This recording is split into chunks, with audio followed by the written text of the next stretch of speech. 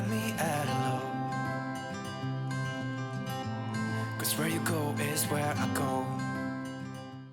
Hi everybody, welcome back to my channel. Today is Hopsin Friday. That means I am reacting to the Mind of Hopsin, and today's video is going to be Mind of Hopsin parts 8 and 9. It's obviously starting with 8 first. I am very excited about another Hopsin reaction, and I hope you are too if you love Hopsin as much as I am loving Hopsin right now. So I can't wait to get into this one. I've heard that 8 and 9 are absolutely brilliant, or anything from, I was told that anything from sort of part 5 onwards was amazing. And as I've said before, part 7 was the first one I reacted to, not realising there were other parts. I just thought it was a random title, and as a result I decided to do all of the Ill Minds each week because I was absolutely blown away with Ill Mind 7, and I've been blown away with all of his so far. This is Mind of Hopsin part 8. So without further ado, let's get into this and see what this is all about. Here we go. Ooh, excited. All rise. Case number 23, Hopsin versus Mr. Funk Volume. The Honorable Dunsky Douglas presiding.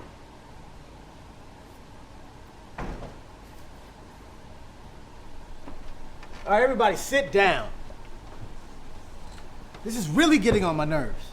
You guys are taking up too much of my time. Marcus Hopson, please come to the stand. Whoa.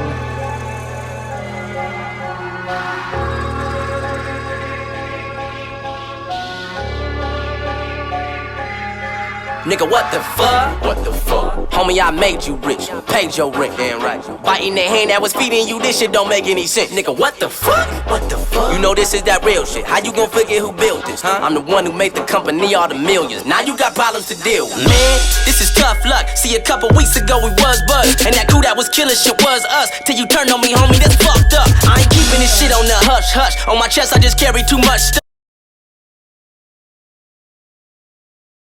I done had it, enough is enough, bro. Plus I needed something to get my buzz up. You don't fuck with the wrong dude. Ain't no telling what Hopsin is gon' do. Creeping up on you, quit your sleeping, I told you. This a motherfucking journey we finna go through. If I ain't had so much to lose, I swear to God I'd probably beat up and choke you. Damn. Nigga, this is that raw shit, right. That organic flow you probably see up in Whole Foods.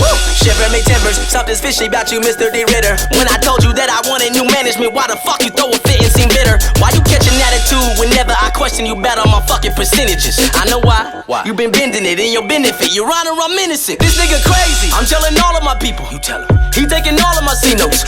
See, he has a gambling issue. He takes the cash and blows it all like casinos. Damn. When I bring up my royalties, you start avoiding me. That's some disloyalty. You woke up to evil boy in me. Your ass is poisoning. Tell me why you would destroy me. This was a fucking vision that I had created with your brother.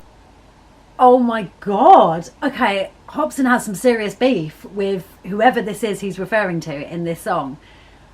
He is really going hard on this guy. I'm assuming there's a story behind this. I have no idea. It sounds as if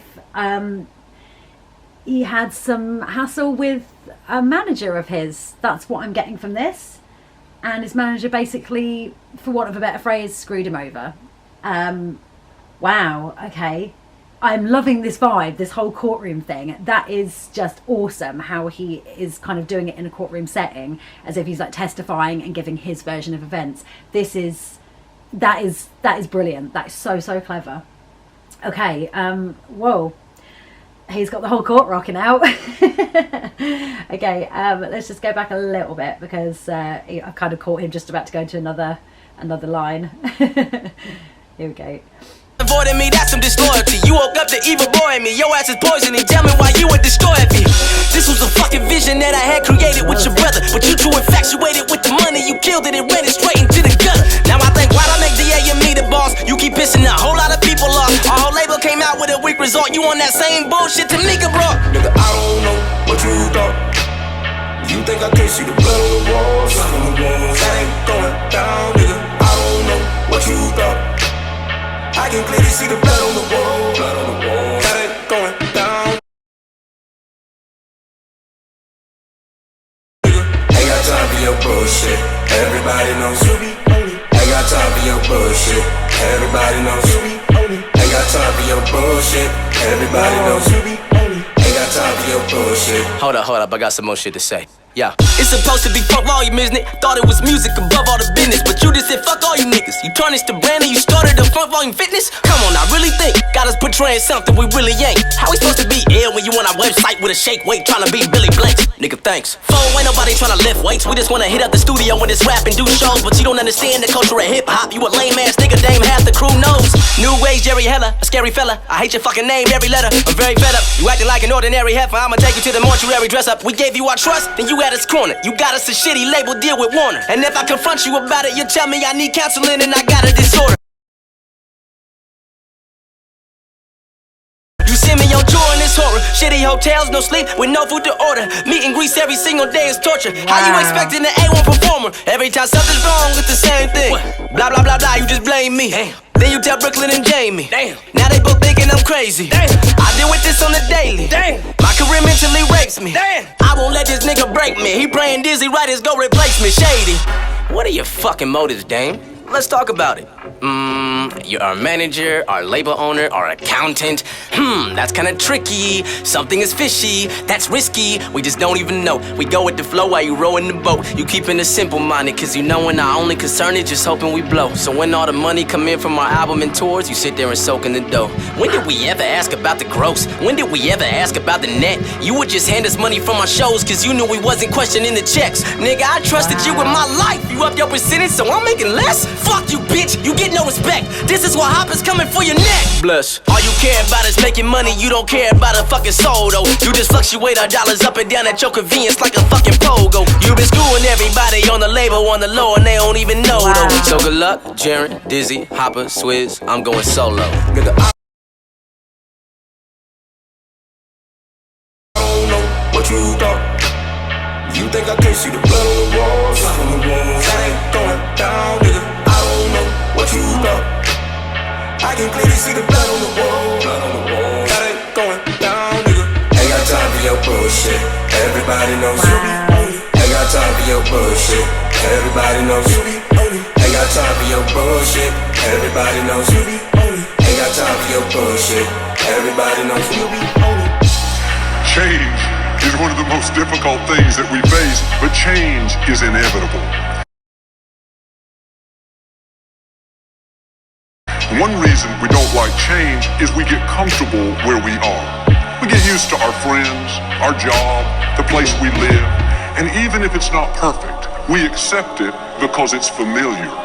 And what happens, because we're not willing to change, we get stuck in what God used to do instead of moving forward into what God is about to do. Wow. Just because God's blessed you where you are doesn't mean you can just sit back and settle there. You have to stay open to what God is doing now. What worked 5 years ago may not work today. If you're going to be successful, you have to be willing to change. Every blessing is not supposed to be permanent. Every provision is not supposed to last forever. We should constantly evaluate our friendships. Who's speaking into your life? Who are you depending on? Make sure they're not dragging you down, limiting you from blossoming. Everybody is not supposed to be in our life forever. If you don't get rid of the wrong friends, you will never meet the right friends.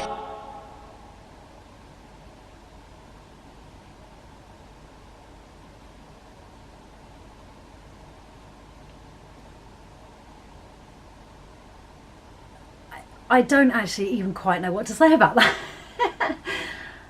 Wow. Wow, wow, wow.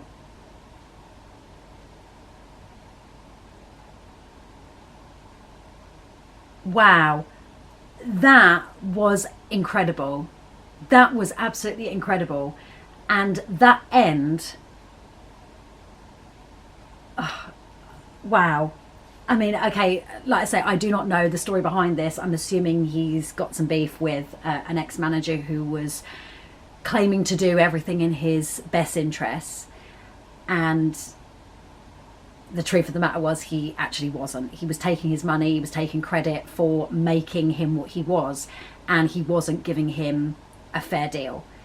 And that is just disgusting. I think that happens probably more often than what we realise within the music industry. People take advantage of artists, and because of who they are, a lot of artists that might start out as a little bit too trusting and a bit naive and a bit gullible or a bit vulnerable, not through any fault of their own, I think those are the people that get easily targeted, and unfortunately they don't realise that they actually have rights too, and they don't stand up for themselves because they feel that these people are supposed to be acting in their best interests, right? You know, it's kind of, you know, they wouldn't do that to me, they wouldn't screw me over, they care about me, they're doing this for me.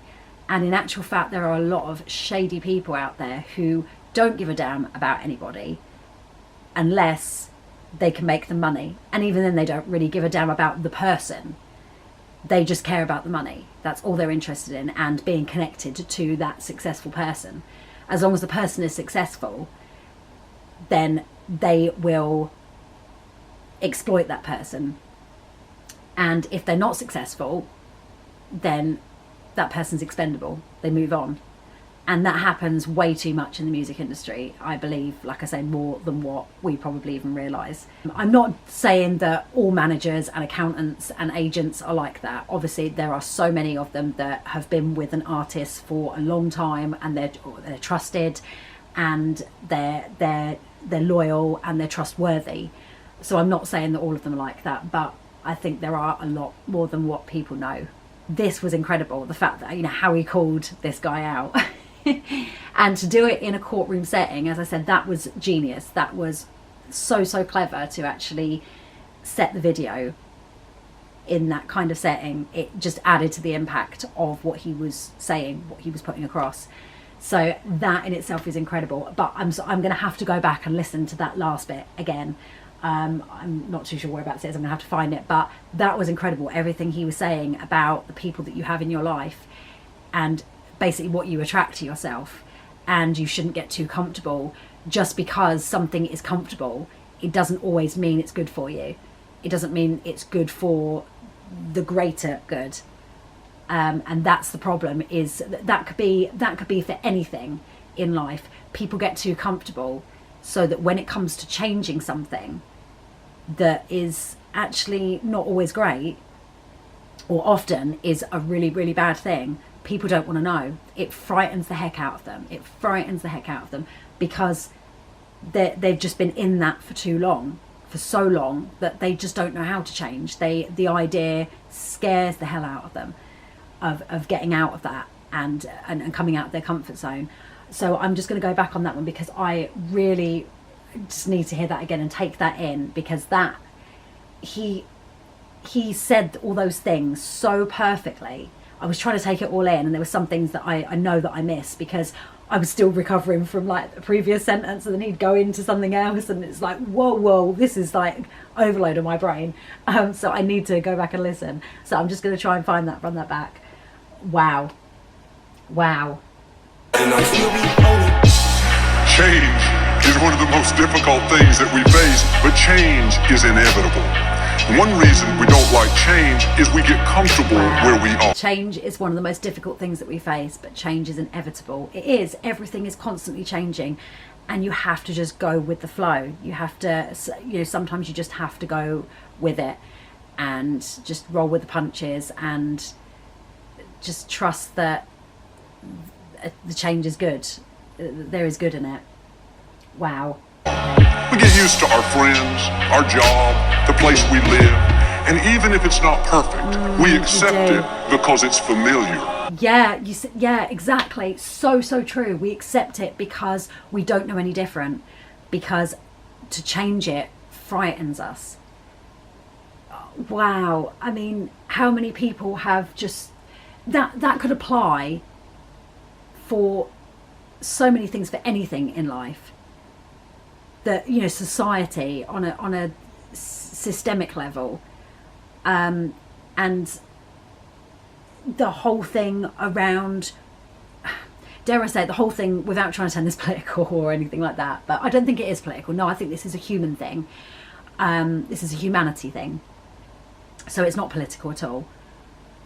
the whole thing surrounding racism is, a lot of it is based on the fact that people have got too comfortable with the way things are, the way things have been for a long, long time. So the idea that it would suddenly change, albeit for the greater good, for the better, for a lot of people in this world who have been treated really poorly, that's an understatement, but the idea for a lot of people scares the heck out of them, that all of a sudden those people would actually start living a better life, because people have it in their brain that if these people start gaining momentum in society and in the world, what will happen to them? What will happen to them? What becomes of them then? Where do they stand? Where do they fit in? And dare I say it, this is white people that feel this way. Hence why you have racism and you have white supremacy, because God forbid should anything in the world change where black people or other people of colour start being treated equally to white people. It would, or even better in a lot of people's fearful mind, that what happens to them then? They're no longer superior to somebody or something. They're no longer on top of the food chain, so to speak. So that frightens a lot of people, and that's what that is a big thing about, you know, racism is born out of fear. It's fear and ignorance. I mean, that is just one example that I give there, that, you know, what he says is so true about change. People are just way too comfortable and they fear change. And that's exactly the same for racism. That's why a lot of, a lot of people are afraid. There are a lot, and that's where you get racism. Wow. Okay, this is just, whew. Okay, let's carry on a little bit and see what he says next. And what happens is, because we're not willing to change, we get stuck in what God used to do instead of moving forward into what God is about to do.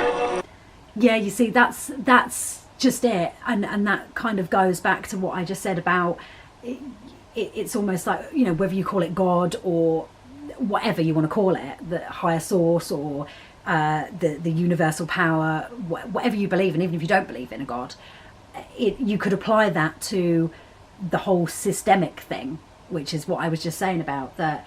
You know, it's frightening for a lot of people to move out of where they've been for so long, and a lot of people even use religion as a way of doing and saying such horrific things, such awful things, which aren't about religion at all. They're not about a belief at all, because it is, some things that people say and do are some of the most ungodly, unchristian things that you can think of, and it makes no sense. So to actually use that as a crutch, which a lot of people do, in order to justify their actions and their beliefs and what they're saying and how they're treating others, is just insane. It's just insane.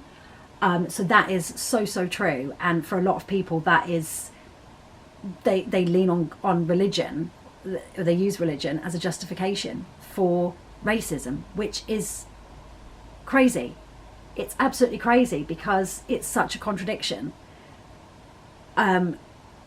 It's a contradiction of what Jesus stood for, of who Jesus actually was.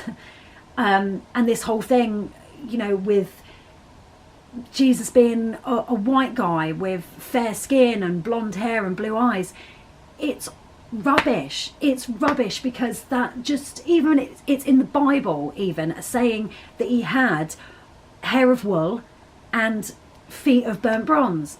So you just, you know, his skin was a burnt bronze colour. I mean, that doesn't sound like a white guy with blonde hair, blue eyes and fair skin. I'm sorry, it doesn't. And if a lot of people want to put so much stock in what the Bible says, then you need to actually, like, pay attention to it a bit more. If you really want to live your life by what that book says, then start paying a bit more attention. Don't just omit things that you just don't want to believe, or you don't want to listen to, or you don't want to accept. Don't make it a convenience. Don't use it as a convenience for you to justify what you're saying and doing. You've got to take it all on board. If you're going to believe in the Bible, you have to take it all on board. So that is brilliant how he said that. Just because God's blessed you where you are doesn't mean you can just sit back and settle there. Yeah. You have to stay open to what God is doing now. Exactly. Just because something is the way it is and has been for so long, it doesn't necessarily make it right. There are, and racism being a classic one, it does not make it right just because it's been around for a long time, and people will try and justify it by saying, oh, well, you know, some people's, older people's, the older generations' ideology and their racism, and you hear people defending them, oh, well, yeah, but they come from a different time, they come from a generation where, no, it doesn't matter. You come from that generation, but it doesn't mean to say that you have to still believe that, or you can't re-educate yourself, and you can't pull yourself out of ignorance and accept that times have changed and they're not always going to be the way that they used to be. It's just, that really frustrates me when people say that, well, yeah, but they're from a generation where racism was around, that's just the way they've been brought up. No, that's not acceptable. That's not an excuse to carry on being racist and to encourage other people around you to be racist, because that's just what you grew up believing. That's just what you were brought up to believe and to think. No, it doesn't work like that. Okay, let's see what he says next. Worked 5 years ago may not work today.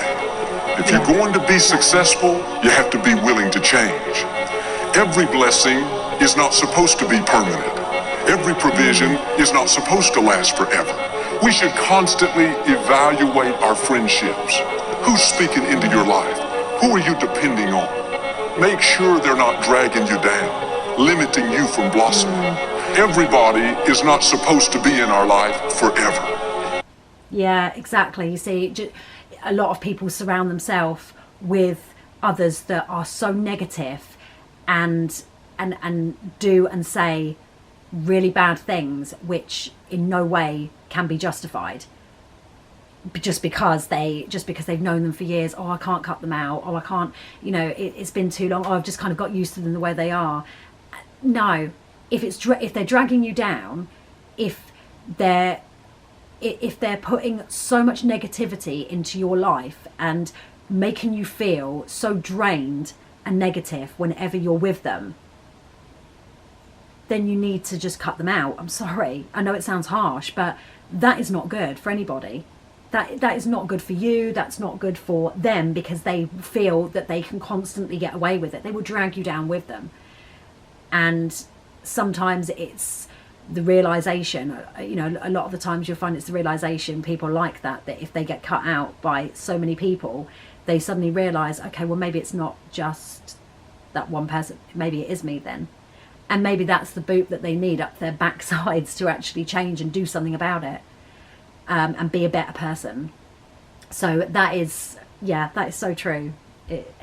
Things evolve, people move on, and sometimes you have to kind of cut out people which are not great for you, and that can be painful, it can be difficult, but I'm sorry, you should have positivity in your life. You should surround yourself with positivity in order to make good changes in your life and in society, and to make the right decisions, instead of having negative influence bogging you down and draining you and converting you into somebody that you're not, with beliefs and feelings that are actually not really you. They're not really the person that you are.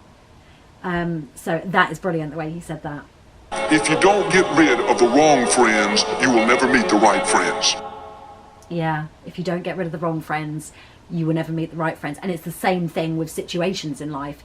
If you constantly set yourself up for the wrong situations, you will never be open to being in the right situations. It's just, you just be too blinded. You won't put yourself in the position and the situations to have good things in your life, because all you're surrounded with is negativity, negative people, negative situations, negative places. It just goes round and round and round, and it's such a hard cycle to break. But sometimes it's necessary, and it takes a pretty strong person. I think it takes strength and it takes bravery to break away from those kind of people. And I'm sure it probably is the same in terms of gang culture and being in a gang, and you want to try and break away, you want to do the right thing, you want to turn your life around. And unfortunately, a lot of people find it so difficult to, because they fear that they're being disloyal to somebody, to a friend that they've had around for a long time, or they don't know the first thing about breaking away and how to go about doing that. And for a lot of people, it's the fear of breaking away, fear of the unknown, like what's going to happen if I do break away. This is all I know, this is what's familiar to me. And it's sad, because that's why a lot of people don't get out of it. And a lot of people don't feel that they're actually worth anything other than that negativity, because they've been so conditioned to just accept it into their life. It's just the way my life is. It's just what happens to me. I always get the bad things that happen to me. All this stuff constantly happens, and I can't get out of it. I can't change it. You can.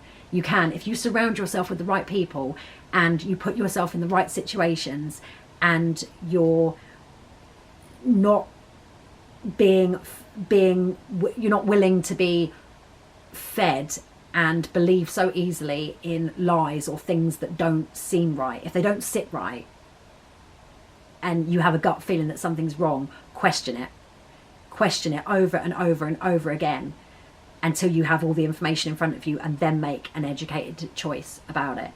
Because otherwise, if you just jump the gun and you don't have all the information, how are you going to know if something's good for you or not? This was absolutely brilliant. I loved this. This was amazing. Right now, I think my favourite is still part 7, just because of the whole subject that it was around, and with the whole philosophy thing about God and spirituality and stuff like that.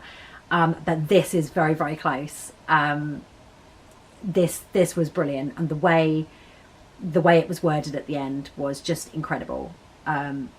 It perfectly sums up just people and human nature, and kind of what we can sometimes put ourselves through, what we do to ourselves. And it's not always great. It's not always great for us at all. But some of us just don't know how to change. We don't know how to break out of that. And it's sad. It's really sad. People, we just need to just try and find that courage somehow. And as I said, just inform yourself, just educate yourself about things, and make decisions based on all the information that you've got, rather than just what you want to believe of people, and things that happen to you. And wow, this was incredible. I absolutely loved this. So now I'm going to react to Mind of Hopsin Part 9. I don't know what this one's going to be about. Judging by that one, I think this one's going to be just as crazy. I'm getting that feeling. So yeah, here we go. I'm going to react to Part 9, and I'm going to see what happens with that. So here we go. Okay, here we go. Part 9. Hey kids, today's magic number is gonna be the number 9. 9. 9.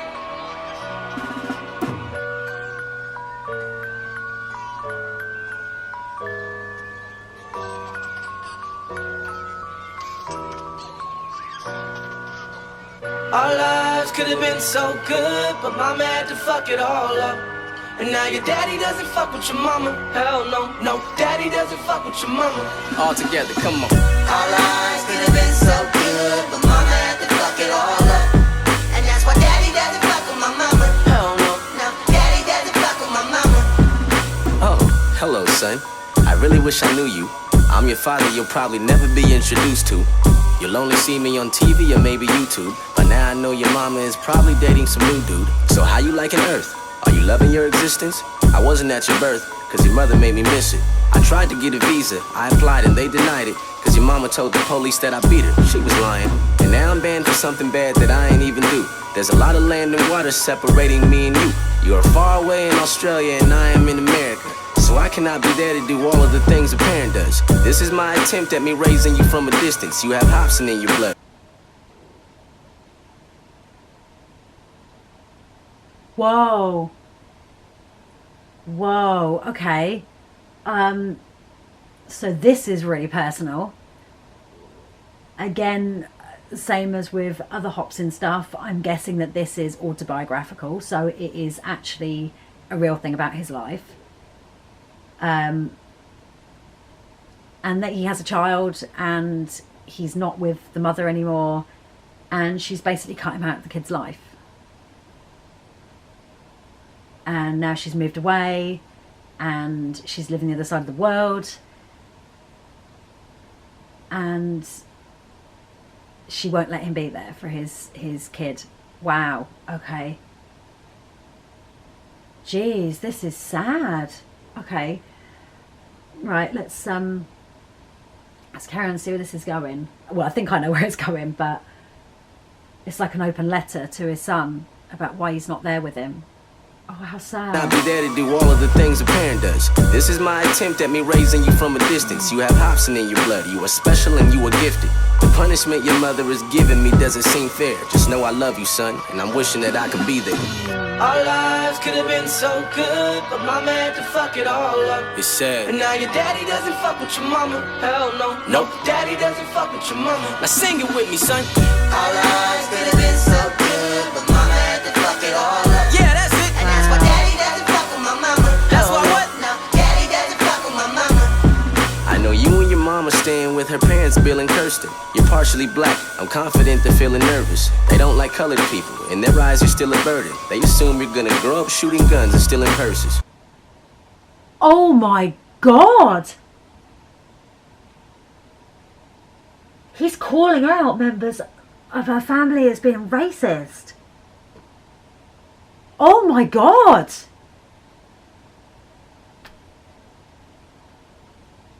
Oh my God! Okay, this is... Ooh, this is brutal. Okay. Wow. But that's not true. Son, don't be sad. I know you're not like that. You know I got your back. Listen, here's a funny joke that you can tell your grandmother. She looks like the Marshmallow Man from Ghostbusters. Oh, I forgot. You're too young to know what that is. But that's the kind of thing I like to say to plumpy fat chicks. The humps on mom's chest are not real. They're elastic. And if you look closely, you can see she's made of plastic. Like a toy. You're my boy, my son, my friend. I promise we gon' be together somehow in the end. I am very ashamed that you don't have my last name. Every night I go to bed and I'm feeling this wicked pain because our lives could have been so good, but mama had to fuck it all up.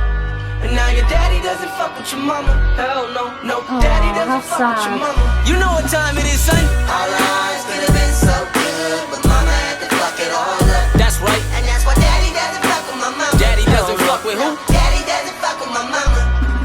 Currently my life has hit the floor. I can't lie to you, shit is hard. I should be building with the Lord. It could be what I'm missing, or maybe I should continue to hurt your mama and diss her more, just to relieve the tension that sits in my heart, cause it is sore. When I'm spitting bars about all my cash and exquisite cars, this was all my vision and you were the one I did it for. My relationship with your mama is sitting in the morgue. After all this hell, I can't lie, I do what she did aboard. Our lives are so unhappy cause this world is cold and nasty. Just know your daddy don't condone having a broken family. I'm so sad we couldn't work out our issues for you arrived. And now you have to suffer cause mom and daddy have stupid lives. You're way too young to notice it. You don't deserve to go through this. If I do see your mom again, this time I will assault the bitch. At least then I feel like my banning was justified. Look at your mom and thank her for fucking up all our lives and sing. Our lives could have been so good, but mama had to fuck it all up.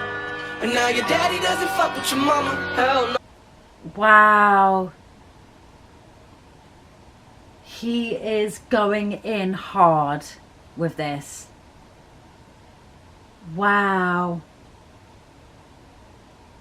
I had no idea about all of this with him. I mean, because I am basically just learning who he is through his songs, through the reactions that I've done, or as I do the reactions.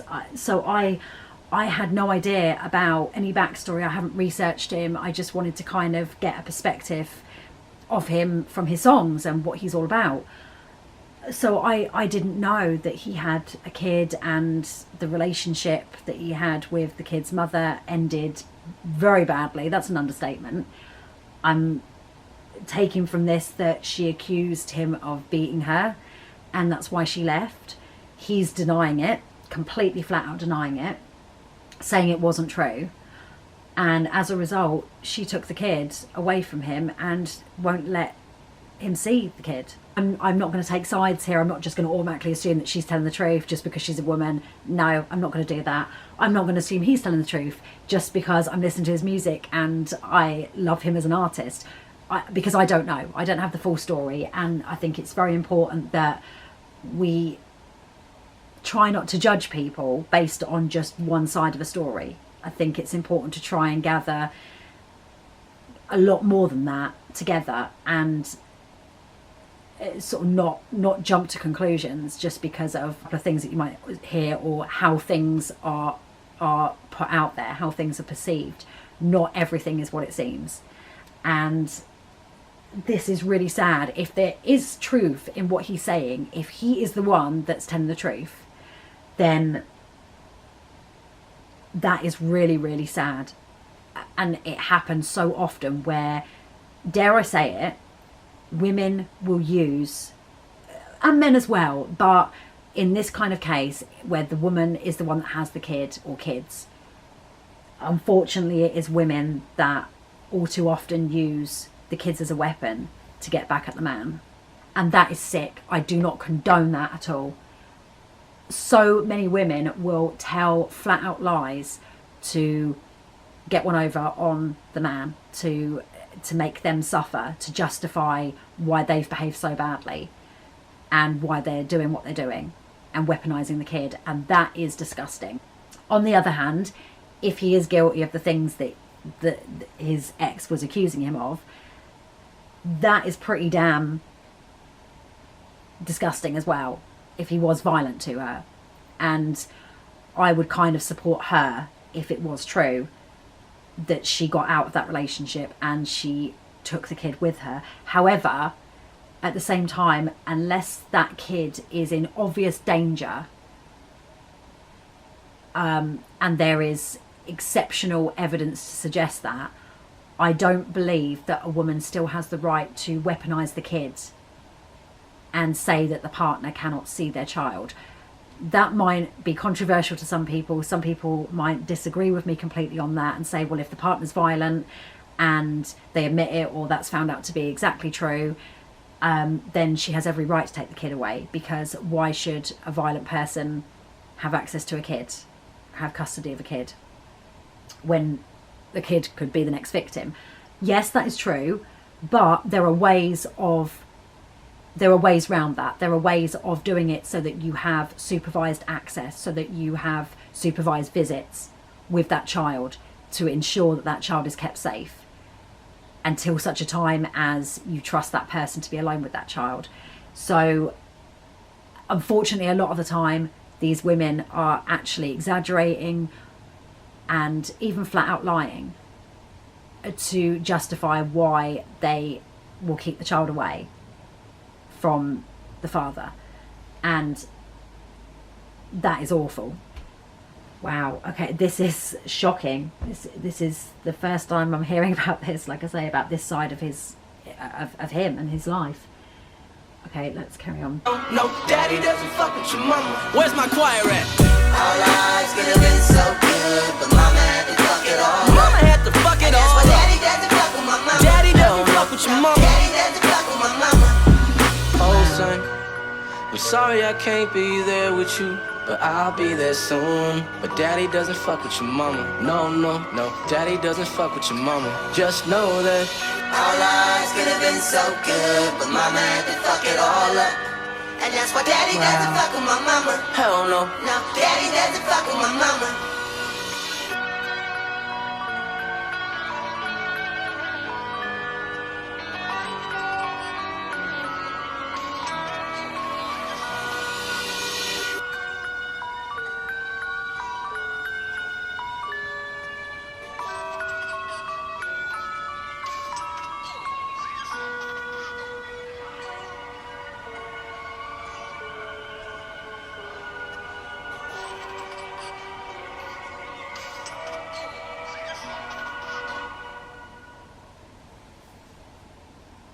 Wow.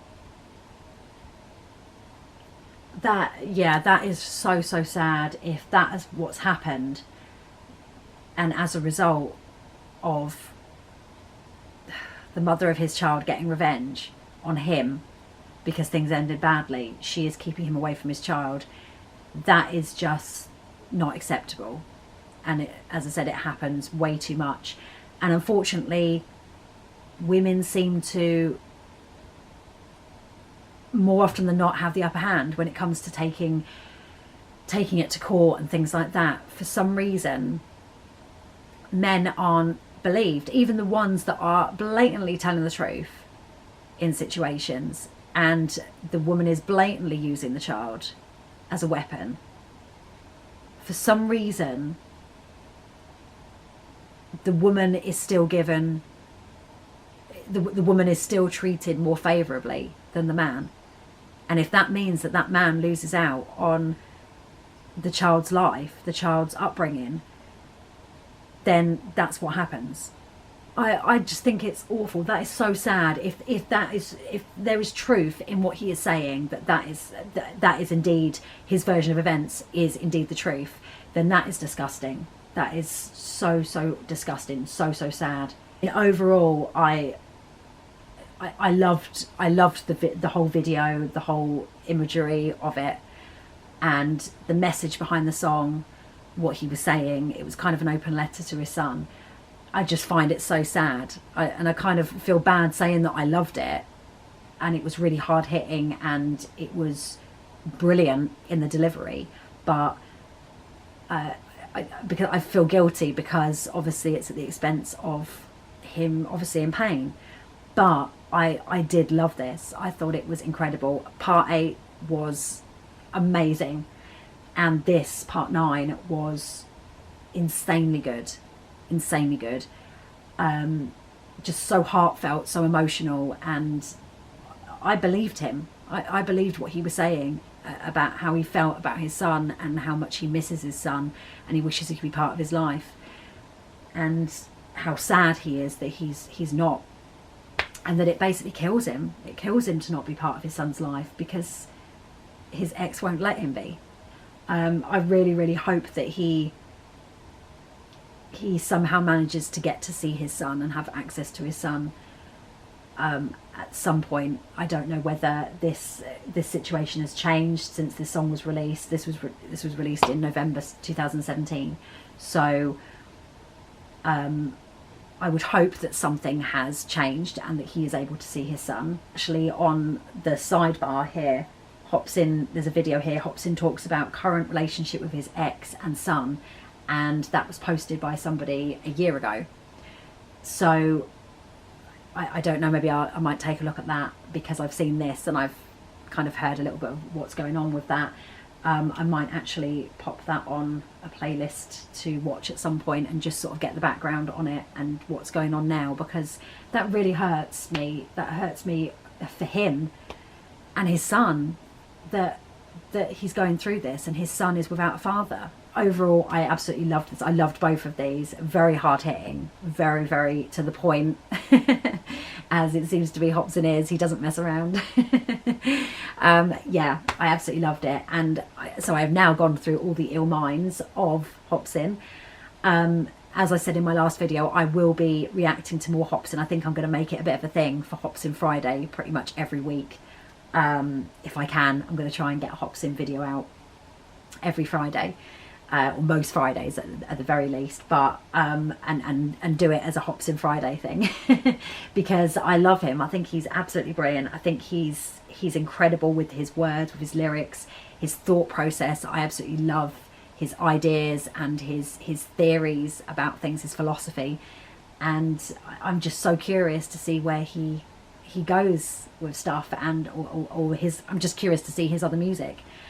And I know that he has recently released a song with NF, I believe. I can't remember what it's called. I'll have to find out because I think I'm going to be reacting to that one next. So whenever you're watching this, you may have already seen my reaction to it, or I may have put that reaction up. Or I might not have reacted to that quite yet, but I will be now. I've gone through all of these. I will be reacting to that, and that reaction will be up very soon. So stay tuned for that if you're here for the Hopson reactions.